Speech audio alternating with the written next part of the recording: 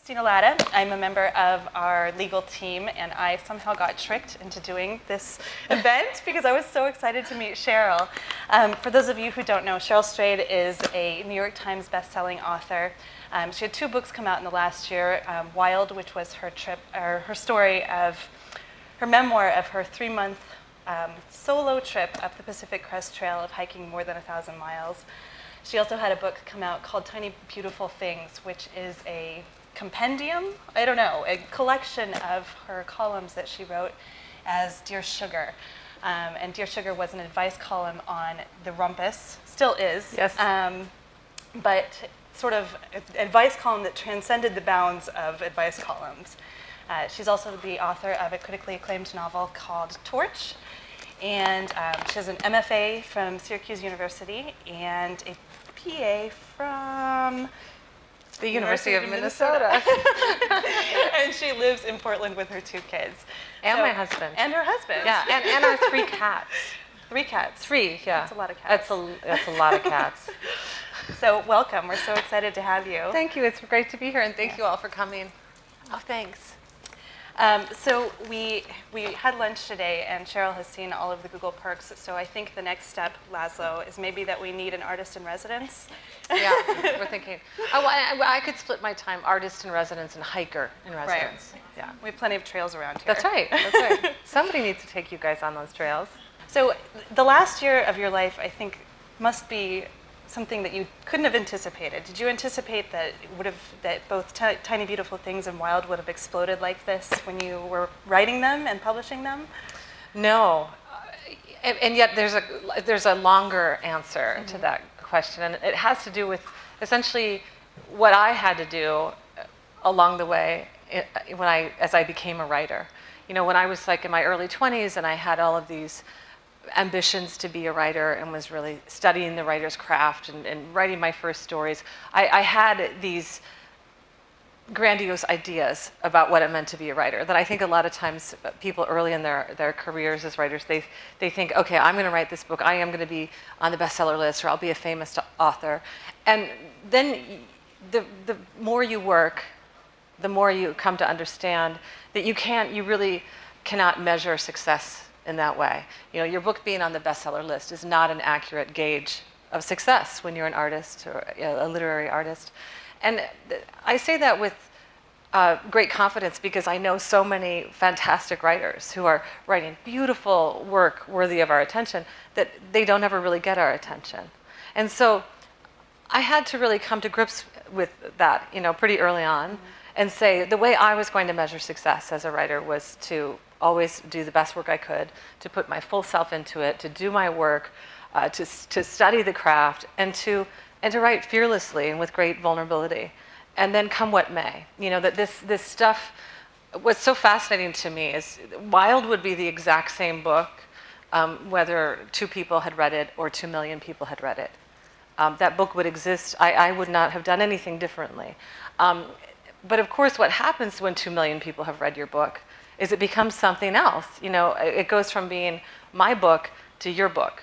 And one of the things that has happened over and over again, I've talked to thousands of people around the world in this last year, and they all tell me their relationship to the book, their stories about the book, the pieces of it that intrigued them or infuriated them or whatever the book did to them. And so they've sort of made it theirs. Your writing, I think, is so emotional and it's so honest, I think, so raw about experiences that happen to you. It seems like you're very, very forthcoming about things. And I think, I'm curious as to what it's like as a writer to have something that's so close to your heart that then goes out into the world and becomes, sort of morphs into its own beast. Is that, yeah. What is that like? The couple months right before Wild came out, I'm just going to set this down. The couple months before Wild came out, I was terrified. I had been writing the Dear Sugar column. I'd written essays that had been read widely that were very vulnerable and raw, but I had never published a book that was essentially my heart on the page.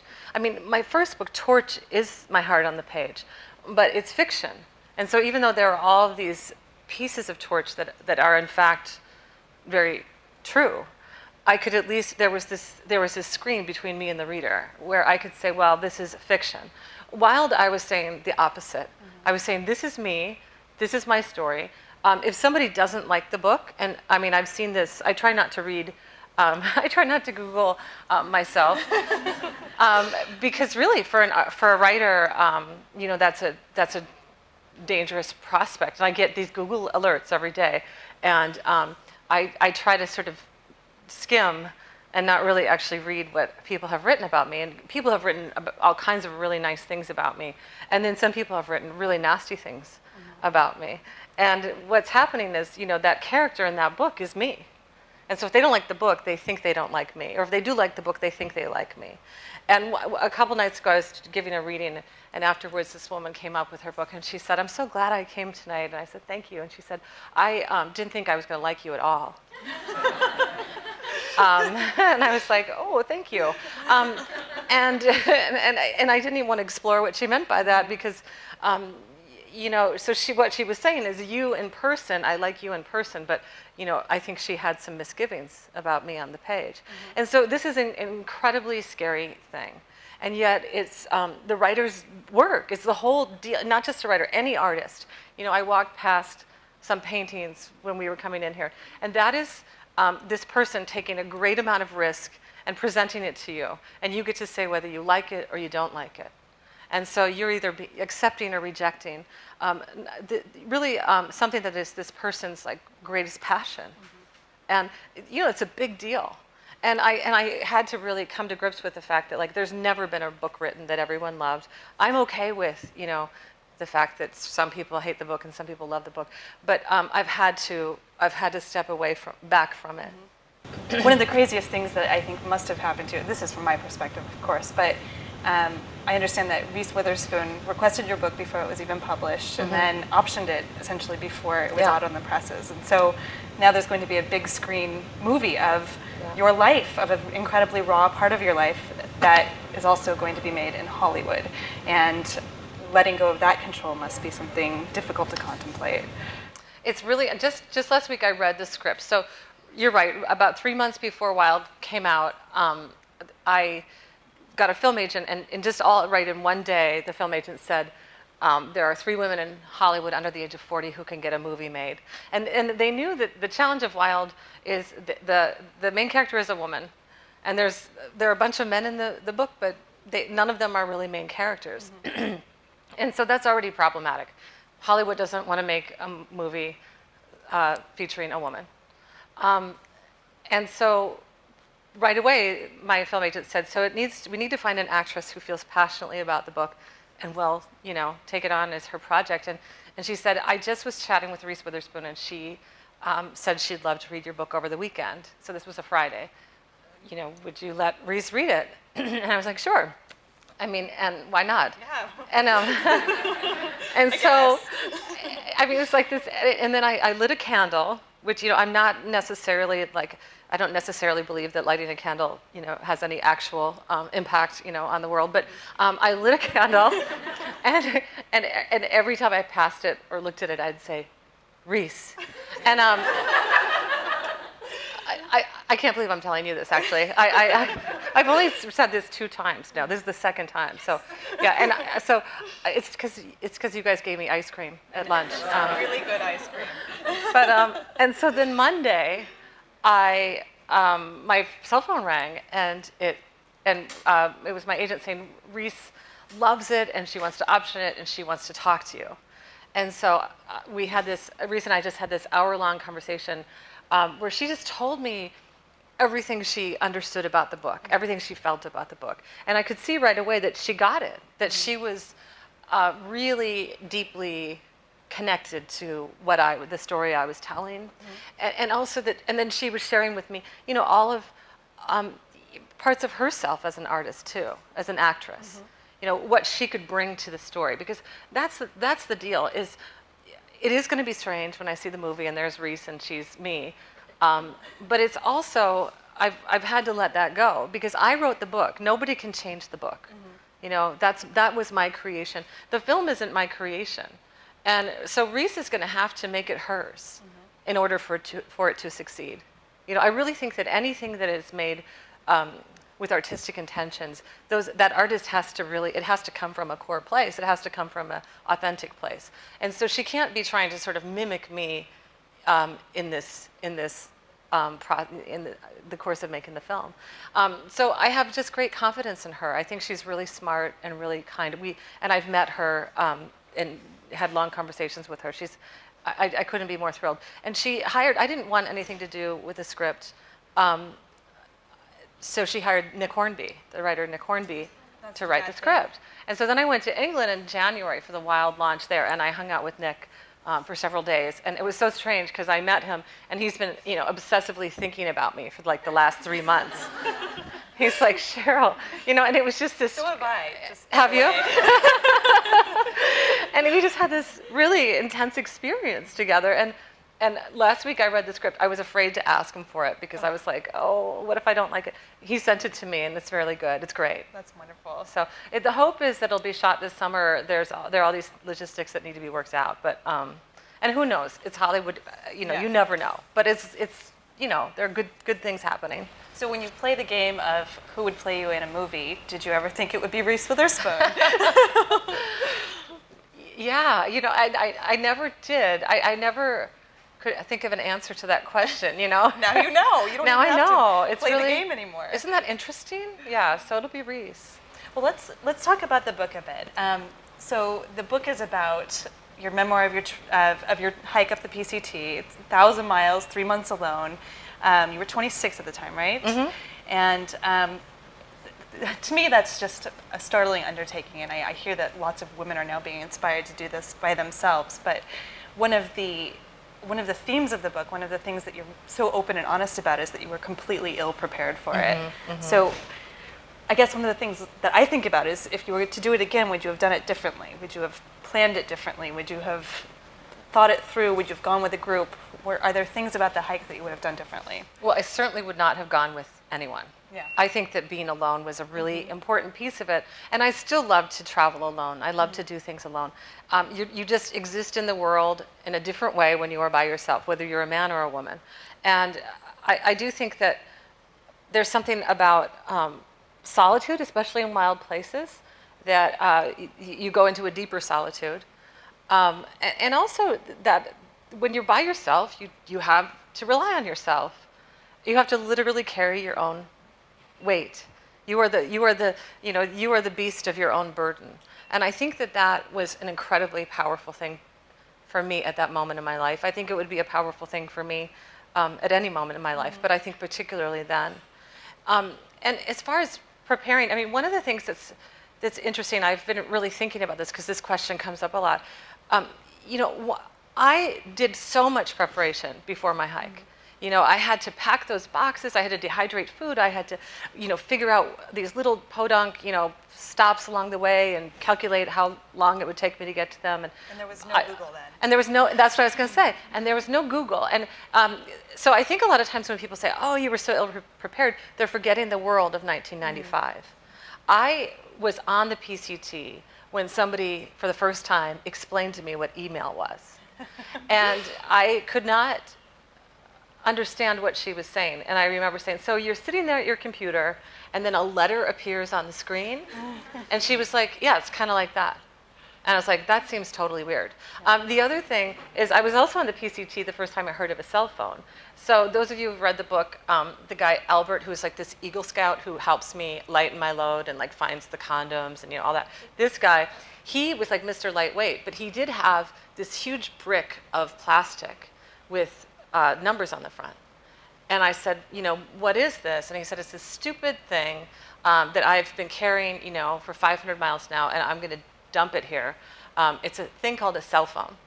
And this company had found out, that was like trying to make these early cell phones, had found out he was hiking the PCT and wanted him to carry it to see, and he'd have to turn it on once a day to see if he got reception. And he'd never gotten reception, And he's like, I'm not carrying this.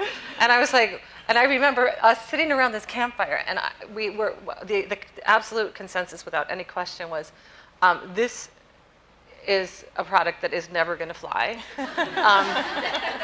Because who would want to walk around with a phone in their pocket all the time? I mean, who would want, right?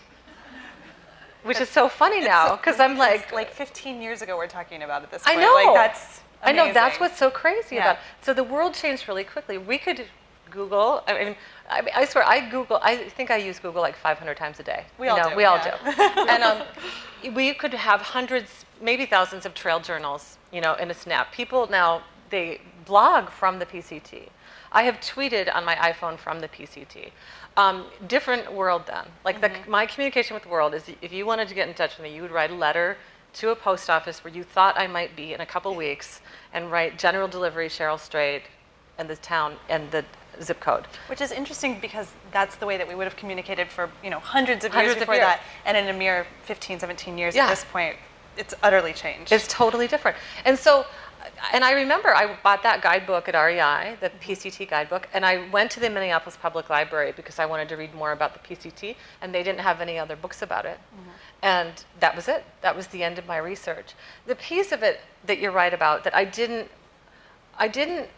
prepare physically. I mean, I don't know, drinking a lot, doing heroin, sleeping with a lot of guys. It's not really a great preparation Not the best training. So I did that. So that was a mistake. And I wouldn't recommend those things. And I also just didn't know how hard it would be.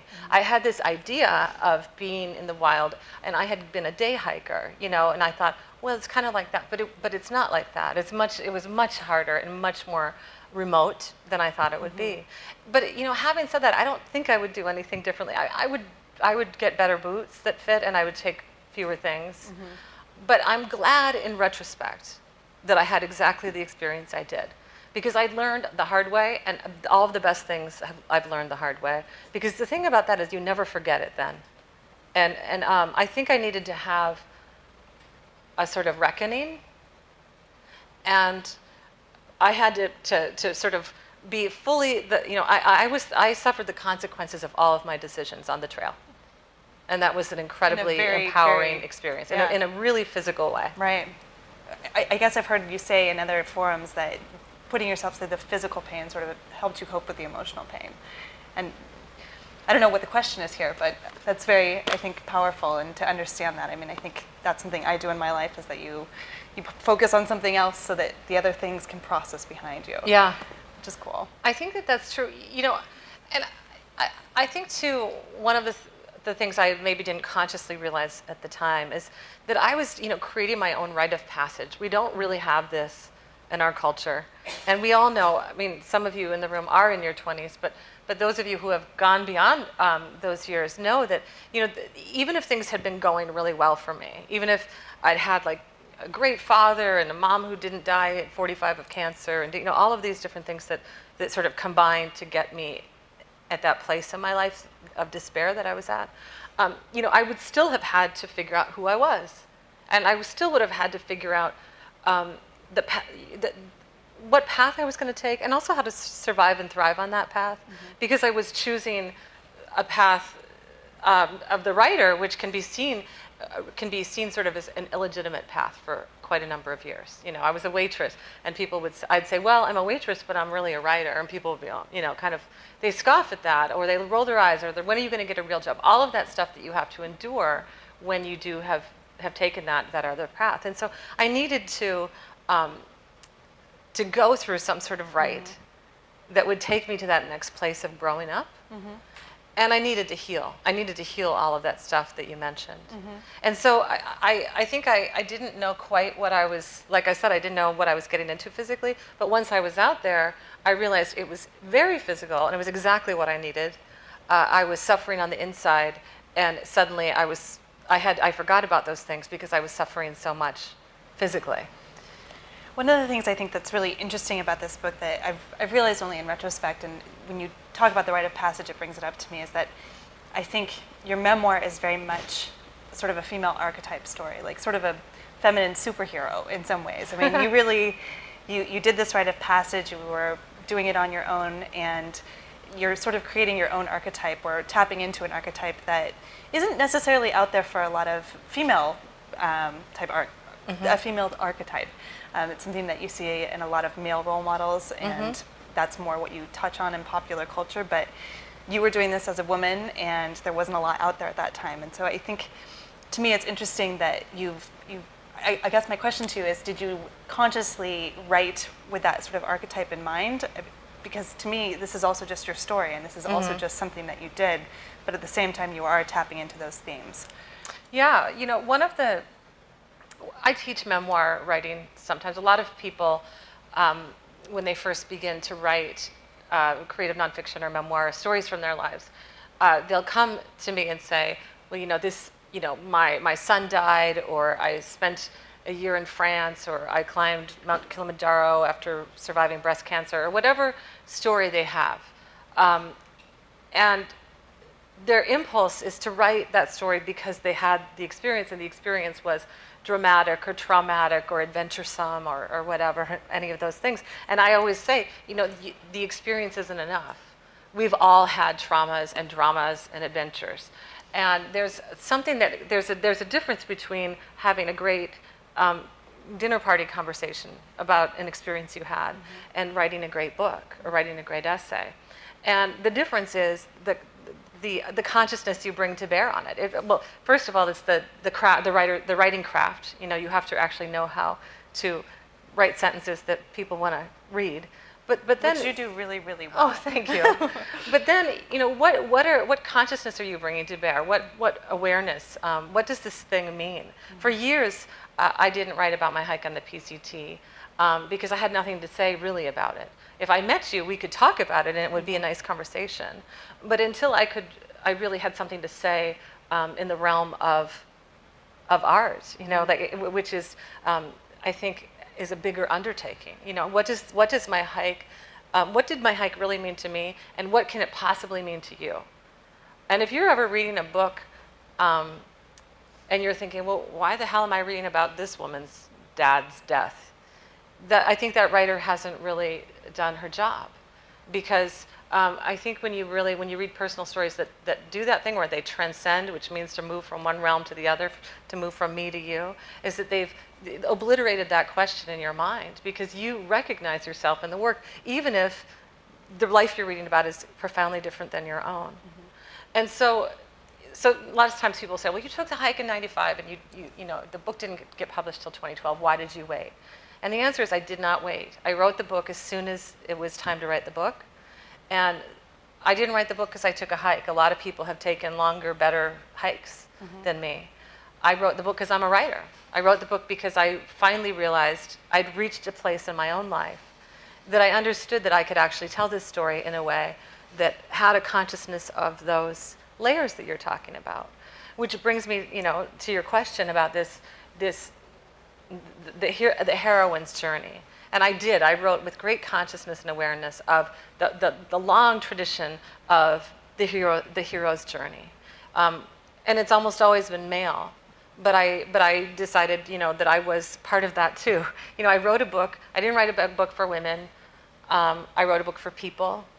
And I wanted my story to resonate with both men and women. And so I just decided to essentially look at those kind of deep, mythologies of, somebody who goes off into the darkness, off into the wild darkness, has to slay a bunch of demons and dragons, and then returns different, changed. And so when I was able to think about my own journey within that context, I was able to write wild. It wasn't like I sat down and said, well, I'm going to tell the hero's journey, but I had that was in my it was in the cells of my, sort of creative mind when I was writing the book. I was aware of it. I was aware of,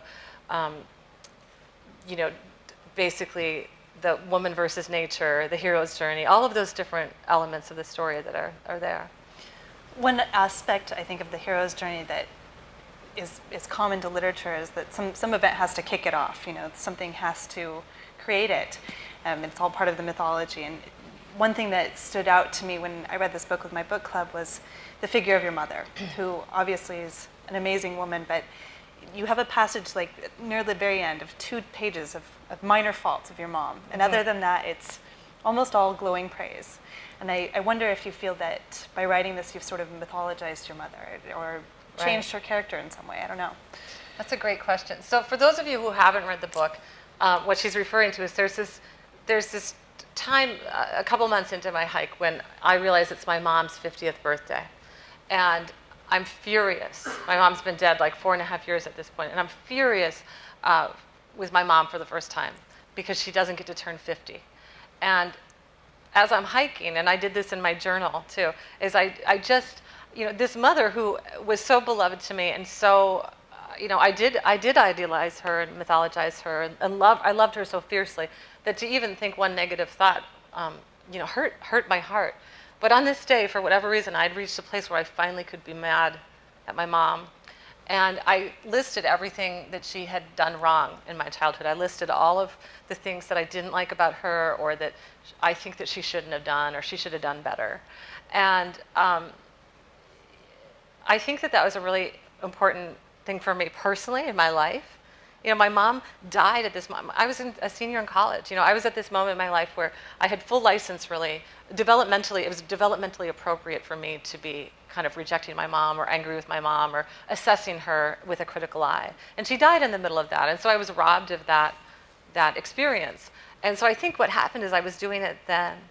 But when I was writing Wild all those years later, when I had completely forgiven my mother everything, it was so painful for me to write that chapter because I thought, well, I can't possibly keep this in the book because I don't want you all to hate my mom. My mom smoked pot in front of me sometimes, and then I didn't want you to be judgmental or whatever it was.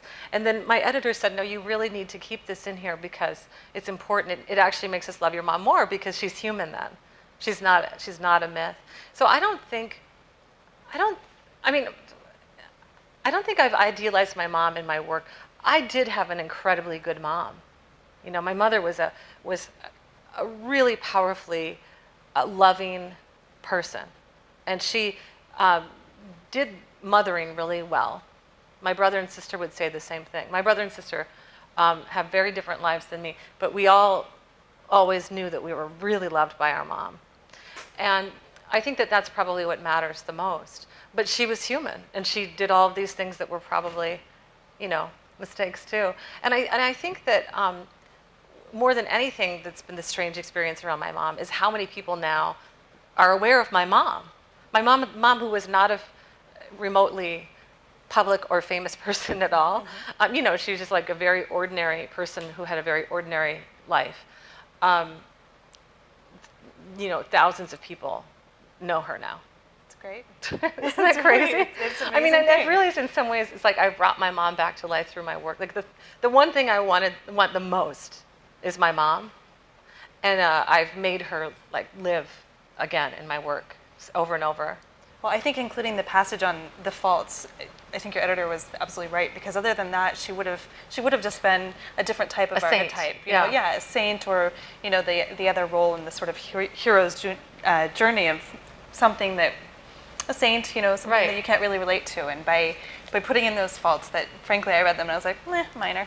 I know, me too. But what's funny about the minor faults, but don't you remember when you were like in your early 20s and you're like, even the little things you can hold it against your parents. Oh, that's what parents are for, right? That's what parents are for. And so I didn't have parents from that age on. And so I had nobody to blame for any of my shit. It's all on you. It was all on me. Yeah. And literally, like with Monster, your backpack, the backpack that you carry is something like 75 pounds. Did you ever weigh it? I didn't. The one thing I didn't bring out there with me is a scale.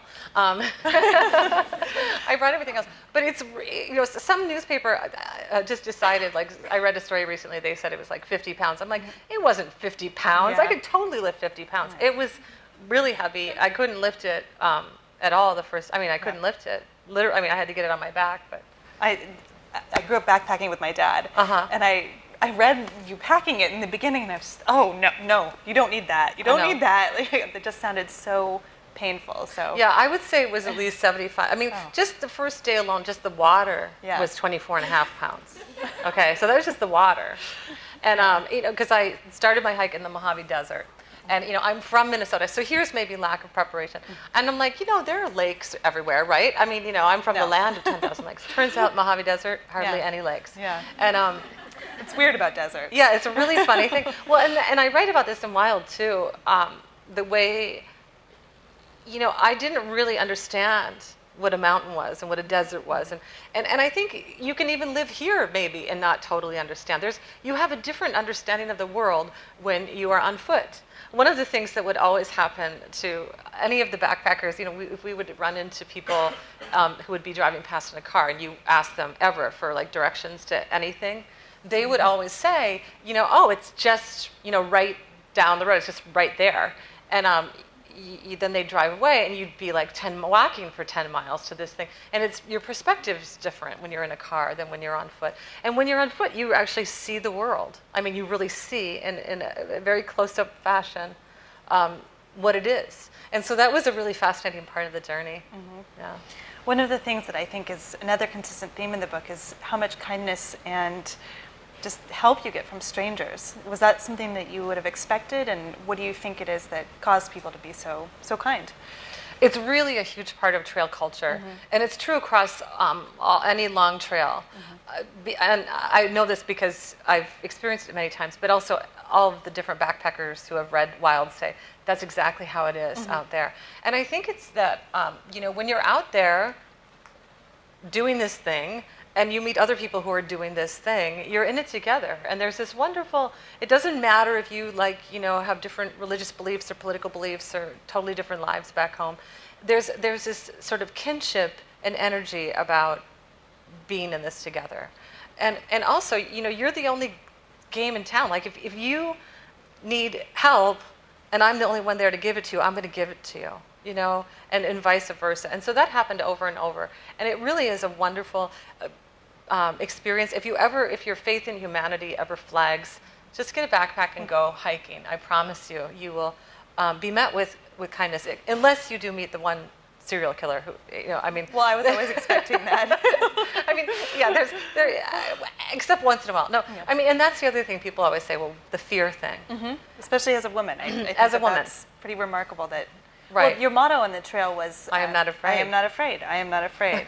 And do you think that was specifically because you were a woman, or yes, what was it? Yes, yeah. Absolutely. Mm-hmm. Though a lot of men would be afraid to go sleep in the wilderness too. Mm-hmm. But yeah, I was plugged into everything we're all plugged into in terms of the narrative about, violence against women. And those things are true. But what I decided to really rely upon was reason. And that is, it would be more dangerous for me to live in Portland or Minneapolis that summer than it would be for me to go walk a wilderness trail. Mm-hmm. That chances were, just like any of us right now, chances are nothing bad is going to happen to us today, but something might. And it doesn't always have to do with, where you are. You could be in the wrong parking lot, in the wrong apartment. You could be on the wrong trail at the wrong moment. And I don't mean to make light of it. Certainly, people have had bad things happen to them all over the place. But what I just decided to do was say, look, was I going to let this tiny little, chance of something bad happening to me stop me from doing this incredible mm-hmm. thing? And the answer was no. And so then what I had to do was just manage my inner voice. I think so much of life is managing your inner voice. And I had to say, okay, when that voice says, well, something bad is going to happen, I would just say, no, I'm not afraid, I'm going to do this. Mm-hmm. And it was really helpful. It kept me going. It's the mantra, That's right. And no harm came to me. No harm came to me. It's like chanting Reese at your candle. That's right, Reese. I didn't chant Oprah. I didn't even dream of Oprah. How could you dream of Oprah? And one of the things I saw, so Oprah revived her book club just for Wild. Yeah. And I saw it in another interview that you just picked up your cell phone one day, your cell phone. That yeah, it's a pretty hot cell phone I have there. With yeah. And you answered, and it's, hello, this is Oprah. Yeah. It's quite an it's experience. True.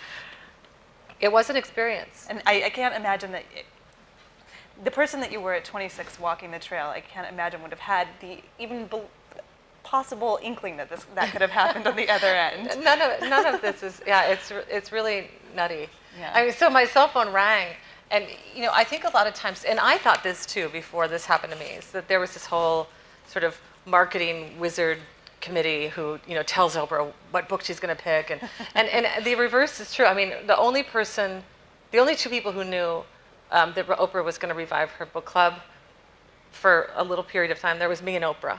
Oprah got my book just on her own, read my book, loved it, asked the editor of O Magazine, she knew had interviewed me for a piece about Wild, because Wild had come out like the month before.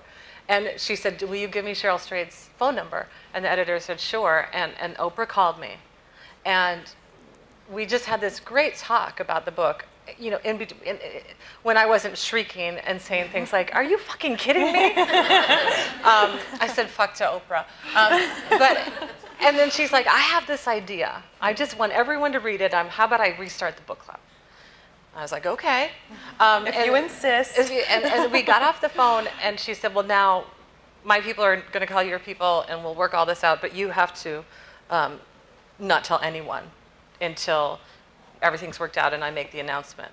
And I was like, and so she was like, will you come to my house this weekend? I said, sure. So we shot this thing, but she said, but you have to keep it a secret until I announce it. So there were like 7 weeks where I knew and my husband knew, but I couldn't tell anyone. And it was just terrible because also, meanwhile, Wild was, you know, I was on my book tour and meeting people, and it was, and everyone kept going, you know, Oprah would really like this book. And I'd be like, you think so? And I had to like pretend. And it got to the point where I was getting so like waiting for this news to come out that even every time I thought the word Oprah, and especially because my editor and all the people at my publishing house were like, you cannot say anything to anyone because if this comes out, the whole thing could go, you know, away. And so even it got to the point where every time I even thought the word Oprah just silently in my head, I felt like a sniper was going to shoot me, you know? And I couldn't even tell my kids because I knew if they said the word Oprah, you know, everyone knows who Oprah is. But, you know, I did have this funny Oprah thing. So in January, I just got on a plane. I was flying to Santa Barbara, and she lives there, and I was going to give a talk that night. So I texted her and said, you know, hey, I'm going to be... You text Oprah. We do. Oprah is really sweet. She's very, you know, texty. And anyway, I said, hey, I'll be in Santa Barbara tonight. If you want to come to my talk, you know, let me know. And she texted me, and I'm sitting on the runway on this plane right before they're saying, you know, turn off your cell phones. And she texts me back and says, I'm in Texas. I'm about to interview Lance Armstrong, so I can't be there. And I was like, oh, you know, I'm asking her about this. And the flight attendant comes by to tell me to turn off my cell phone just as a text from Oprah comes in, and her name is like Oprah on my cell phone. And the flight attendant says, wouldn't that be funny if it were the real Oprah? And I was kind of like, what makes you assume it isn't? Yeah. But no, I just laughed and said, yeah, it would totally be hilarious. But yeah, so Oprah's really exact. She's so sweet. Have you guys ever had Oprah come do a Google Talks? Oh, maybe we should. You could lure her with a nice lunch. There we go. Well, so one of the things that's happened to you over the last couple of years is, you know, the explosion of fame, basically, and you've become this household name. You've had these associations with all these interesting, famous people. And my question for you is how you manage to maintain the boundaries between your life and the way that all of these other people want something from you now, both, you know, the outside world in terms of publicity and excitement, and just people that I would imagine crop up in every dark corner seeking your incredible advice at this point. You know, I think that that's an answer I'm still trying to figure out. I mean, essentially, this past year or so has been like holding on really hard to a very fast rocket ship. And I have, my husband and I have 2 kids who are 7 and 8. And in so many real ways, you know, people are like, well, how is your life different? In so many real ways, you know, essentially that, like the things that are actually very important in my life, you know, what I think of makes up the heart of my life, my family, and just that my 3 cats and my 2 kids and my husband, and that daily thrum is very much the same, except it's been disrupted by me traveling so much. But it's true that, you know, now I occupy like a different space professionally than I ever have. And I'm really, and on top of that, the work I do causes people to feel really connected to me personally. Or maybe even entitled that they know you, I guess. That would be because you are so raw in your writing. And that's a beautiful thing. I mean, it's allowed me to really feel connected to other people too. I was saying earlier that, you know, I just feel that so many people have experienced the book and then like come to me with really open hearts and shared profound stories with me. I don't think there's ever been, I know there hasn't been a day in the last year that I haven't received countless emails that really tell me these just the most beautiful stories about people's lives. And I feel so grateful for that and so lucky about that. And yet, yeah, I'm trying to figure out how to, I can't do that, I can't give that much every day. You know, one of the places I have to go to as a writer, that where the energy lives is in solitude, in, blocking out the world. And so I'm thinking I'll move into that space, this summer. I'm hoping to kind of pull back from some of this public stuff. But I really think it's, any of the big changes in my life, my mother's death, the birth of my children, and then this success, I would say that those are times where my life just shifted pretty seismically. It took some time for me to figure out what it even was, what it even meant. And so I guess I'll find out down the road. Get your footing Or down the eventually. trail. Right, down Yeah. the trail, up the trail. Up the trail. Yeah. Are we going to answer some questions? I think we are supposed to, and I think we were supposed to start those 5 minutes ago. So. Okay. Who has questions? My feet are okay. My siblings are okay. My ex-husband did not object to the book. He loved it. Those are some common questions I get. Hi, Cheryl. I'm Heather. I love all your work. Thank you. I have so many questions, but I'm going to narrow it down to two. Okay. One is, what is the best piece of writing advice you've ever gotten? And the second one is, after writing Wild, have you connected with a lot of the characters whom you met on the trail? Yes. So I'll answer the the second first.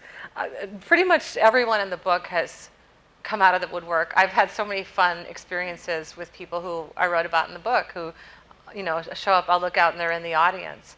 And some of those people, I had actually connected with them when I was writing the book. But that's the other thing. So because I met these people before, really the age of the internet, I know the internet was around then, but, like only Al Gore was on it. But were any of you on the internet in 1995? Probably you guys were. You're like, but I wasn't, you were different. But, and you still are different. But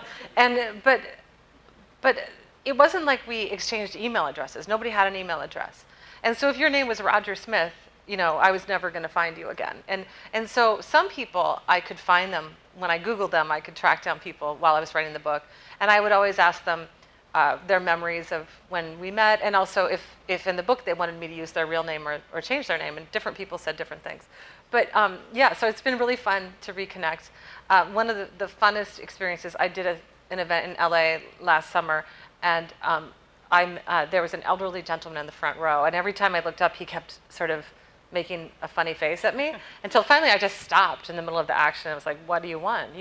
And he said, "Cheryl, it's Ed," and it was Ed, who was the trail angel at Kennedy Meadows, one of the first guys I meet. He feeds me at his encampment, and it was there that I also lightened my load and went through my pack and got rid of a bunch of stuff. So Ed in LA last summer, he opens up his bag and he pulls out my foldable saw that I had taken with me on the PCT and left. And he's like, every time I see this saw, I think of you. And now it's like famous because I wrote about it in Wild. So he gives it to me. And I realized that I was on my book tour and just doing carry-on. So TSA won't let you take a saw. So I had to give it back to him, but it was so funny. It's probably now for sale on eBay or something. But so that was fun. And I've connected with all kinds of other people. And the best piece of writing advice, I think that one of the things that is really true about being a writer is it's hard. And it's hard like all the time. Like when I sit down to write the next book, it's going to be hard. And it was hard for me when I was 22, and it was hard for me when I was 32, and it's going to be hard for me when I'm 72. It's always this incredible sort of vulnerable, scary leap of faith. Am I going to write something that you're all going to want to read? And how can I even guess that? I don't know. I can only forge ahead. And so I think that especially early on, now I've gotten all these rewards and praise, and I can kind of ride on the steam of that.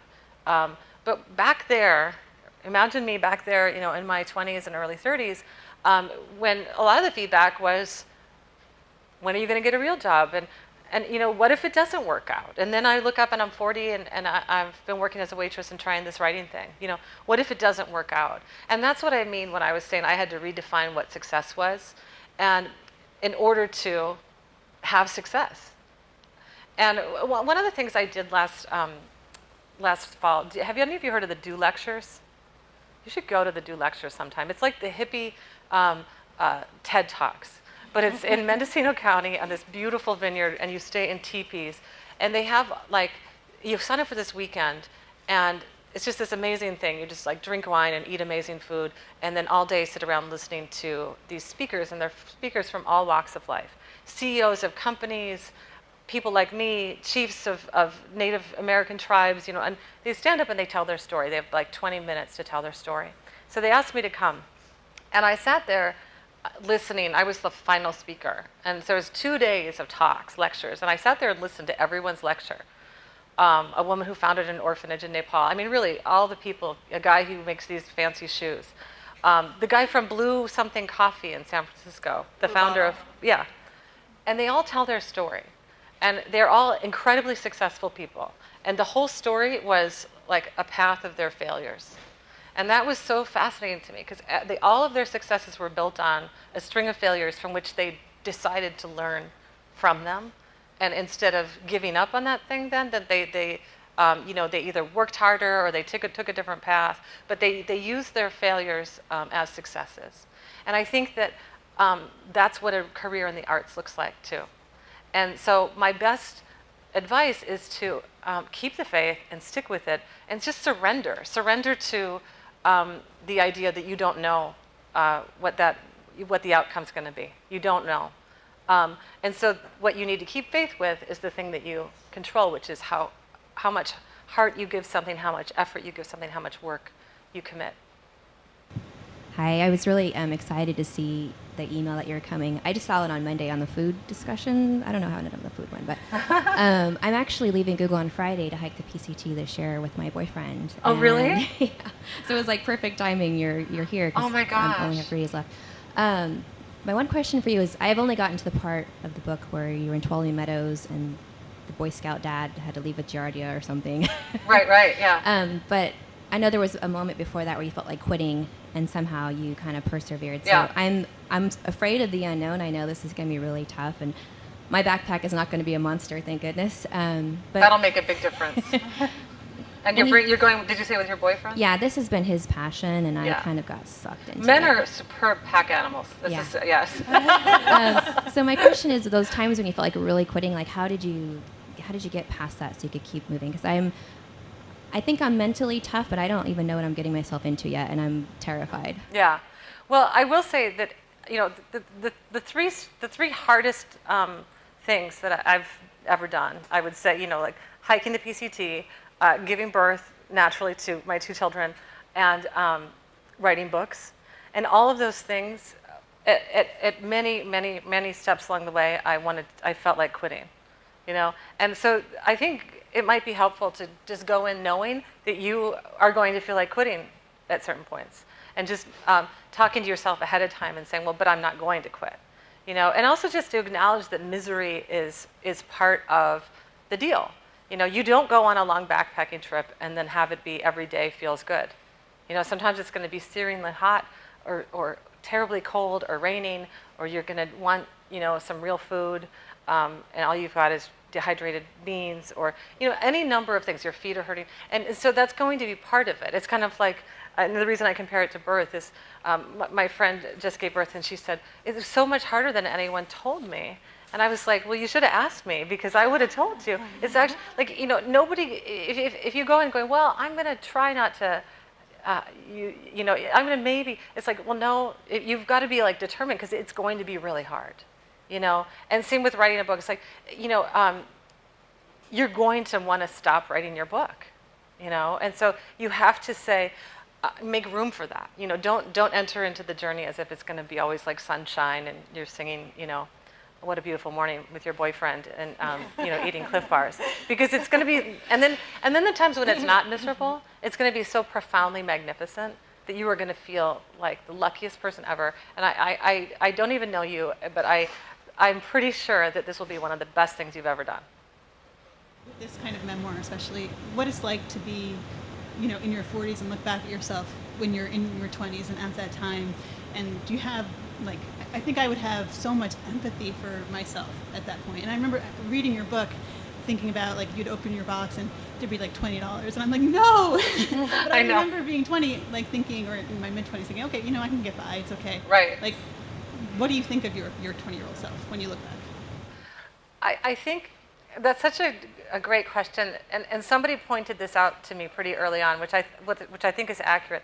He said that he loved that I wrote about myself. On one hand, you know, in a very, you know, I didn't let myself off, you know, like I totally revealed negative things as well as positive things, but I also wrote with a lot of compassion and love for my younger self, you know, and I think that it was because, you know, the older me was looking back at that younger me, and I could see from, you know, a long way away, very clearly, some of the mistakes I made. But I also could, for the first time, figure out, like, well, why did I do that thing? You know, I think about, like, one of the things that was clearly a bad idea, for example, was using heroin. Like, just a really bad idea. Don't do it, kids. But I understand why I did it. Why I did it, actually, like the older me could actually say, I understand how it made sense within the context of that moment of my life. I was young and in pain, and I was looking for something to take me away from that. I was looking for attention. That's something I would have never admitted in my 20s, but I totally was. It was like a cry for help. So I'll just do something really bad and dramatic so the people who love me will notice and help me. And that's exactly what they did. You know, my ex-husband helped me. My friends helped me. And it doesn't make sense, but it's like what I did. And so I could look back on it now with this perspective and say, well, you know, you dumb kid, but it's okay. You know, and so I sort of wrote it from that perspective. And I also just shook my head a lot and just thought, what an idiot. And also so many of the things that you know, there are all these pages and pages in my journal of just how sure I am at the age of 26 that nobody will ever love me again, and I will never love again. You know, that I'm just a ruined woman, you know, which is so silly, but I do remember feeling that way at 26. And you know, I was like, who gets divorced at 26, you know? And what's so funny now is in my role as Dear Sugar, I have so many letters from people in their 20s who've had that first big breakup, and they're convinced it's over. And I'm just like, it's only just begun, honey, you know? And I couldn't see that then, so I see that now. So it was just, I got to look back at myself from a wiser and more loving, like as if I were my own mother, you know? Yeah. You know, it's always interesting to me that some of the haters, you could Google them. This one guy wrote, Cheryl Strayed is essentially a mental cripple and a slut. I mean, that's actually a quote. If you Google mental cripple and slut, I'm not kidding you. Google mental cripple and slut, and it'll come to me. And or to this guy's blog post about me. And one of the things that I find fascinating, that when people criticize me about those things, I just think, my God, were you never young? Did you never make any mistakes? Did you never sleep with the wrong person, or 10 of them? Or, you know, I mean, whatever the case may be. And I'm always amazed by that. I think that's a lonely life, actually. So, given all your experiences that you've had going forward now that you have 2 kids, do you feel like you're going to be the most forgiving, accepting, loving, empathetic mom when your kids turn into teenagers and into their 20s? Or do you feel like, I don't know, I'm still a mom?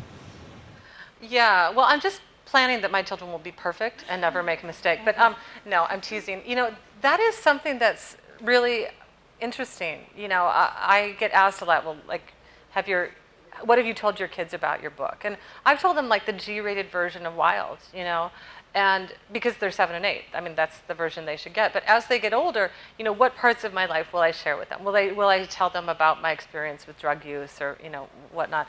And I'm not exactly sure how my husband and I are going to approach that quite yet. We're talking about that because it's like pretty soon we got to think about it. That's right. Well, they can. I think that they won't. I think my kids won't read the book until they're grown-ups, you know. It's just my sense. Just because I think a lot of the kids of writers often like, okay, that's just too much. Like, they don't want to get too involved. But when they're, you know, older, they will.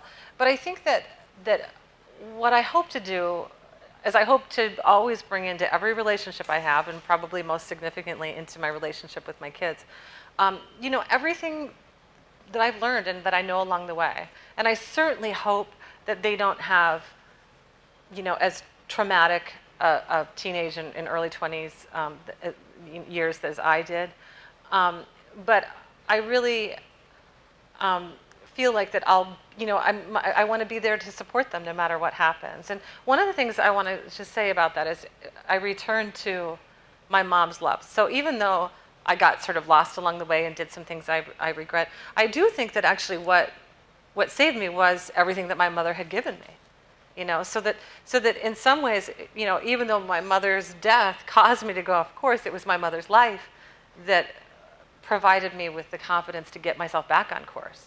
The primary thing, and I wrote this in Wild, the primary failing that I felt acutely when I decided to hike the PCT is that I had not become the woman my mother raised me to be. And so I was hearkening back to the values that I knew were really my own, and also the deepest way of honoring my mom would be to be that woman, to become that person. And so I just had to find my way back to that person. And so I think that I know that I love my kids in that same way. And so I hope that will provide whatever foundation they need when they're lost, because they probably will be at some point, right? Thank you so much for coming today. Thank you. Thank you. That was great.